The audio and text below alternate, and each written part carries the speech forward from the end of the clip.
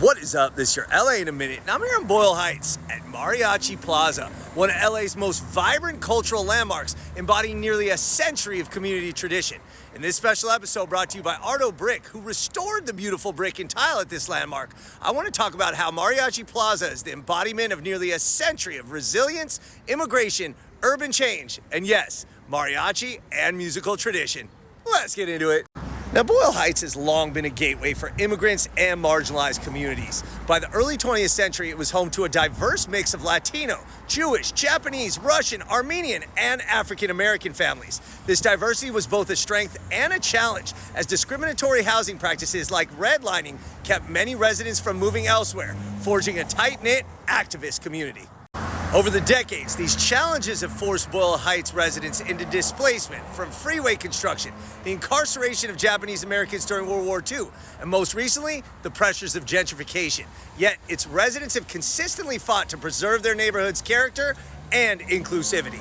And that's why Mariachi Plaza has been such a steadfast source of stability for the community. Since the 1930s, it's been an essential gathering point for mariachi musicians in Los Angeles. Inspired by Mexico City's famed Plaza Garibaldi, the plaza became the place where musicians, dressed in their elegant traje de charro, would gather, hoping to be hired for gigs at parties, restaurants, and celebrations throughout the city.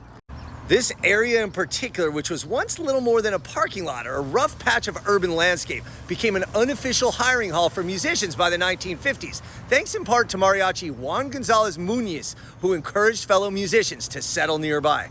The tradition took root in the shadow of the Boyle Hotel, a Queen Anne Italianate building dating back to 1889, which became known as the Hotel Mariachi. For decades, it provided affordable lodging for musicians, allowing them to live steps away from the plaza and be ready for work at a moment's notice.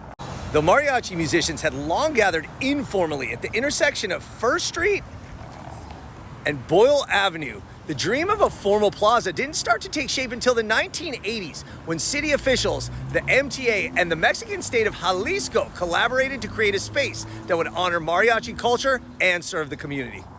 The project was championed by architect Frank Villalobos of Barrio Planners and brought to life by master sculptor Juan Pablo Salas from Guadalajara, who hand-carved the plaza's central kiosco, modeled after those found in Mexican town squares.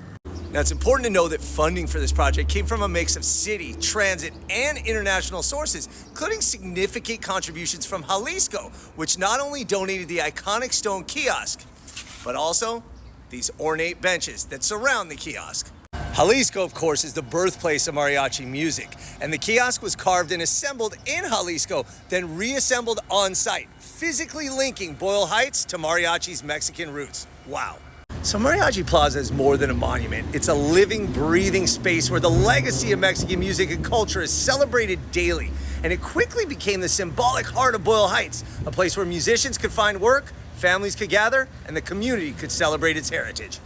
Today, the plaza hosts festivals, concerts, and the annual procession honoring Santa Cecilia, the patron saint of musicians. The plaza is adorned with murals, papel picado, and statues of legendary singers like Lucha Reyes and Vicente Fernandez, reflecting the deep ties between LA and Mexican musical traditions. But the future of the historic Mariachi Plaza has not been without even more challenges. The arrival of the Metro Gold Line, new development proposals, and rising rents have sparked fears of more gentrification and displacement amongst musicians and longtime residents. Community activists have fought to ensure that the plaza remains a space for mariachis and the broader Latino community, resisting efforts that might erode its cultural fabric. So thank you again to Arto Brick for helping restore the gorgeous handcrafted tile that brings Mariachi Plaza to life. This is not just a gathering spot for musicians, but the beating heart of Boyle Heights, a living landmark that continues to nurture the city's soul. All right, LA, it's been a minute.